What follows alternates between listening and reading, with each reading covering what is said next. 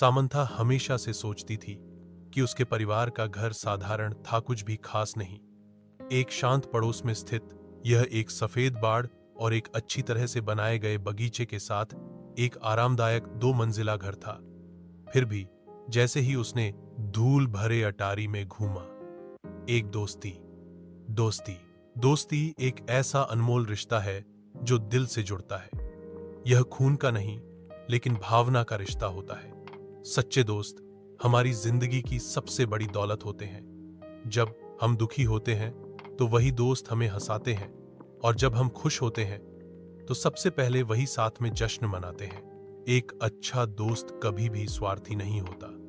वह हमेशा हमारी भलाई चाहता है और जरूरत पड़ने पर बिना कुछ सोचे मदद करता है। स्कूल हो या कॉलेज, दोस्त हमारी यादों का अहम हिस्सा बन जाते हैं।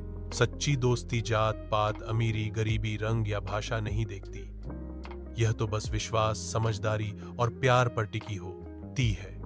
जीवन में कई रिश्ते समय के साथ बदल जाते हैं, लेकिन सच्ची दोस्ती उम्र भर साथ रहती है। इसलिए कहा जाता है, एक सच्चा दोस्त 1000 रिश्तों के बराबर होता है।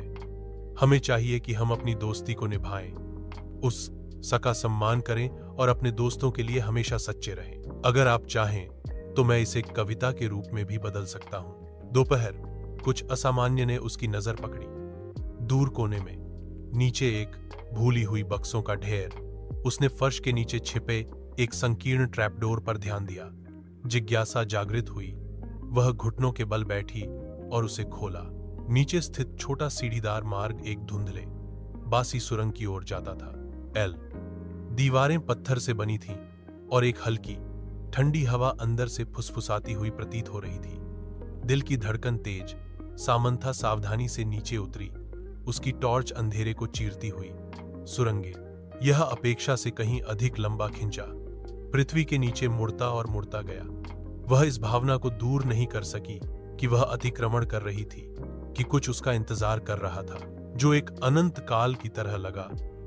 उसके बाद निट्टी सुरंग आखिरकार एक छिपे हुए कमरे में खुल गई। दीवारें पुरानी किताबों की अलमारियों से भरी हुई थीं, जिनमें अजीब चमड़े से बंधी हुई पुस्तकें थीं। कमरे के केंद्र में एक पुराना डेस्क था, जिसके चारों ओर थे शैली के कागजात और पत्रिकाएं। जैसे ही सामंथा ने दस्तावेजों को देखा, उसके हाथ कांप गए। अभिलेखों में निषिद्ध अनुष्ठानों और गुप्त समाजों की बात की गई थी, जिसमें उसके परिवार का नाम बार बार उल्लेख किया गया था। गहराई से उसने पढ़ा। जितना अधिक उसने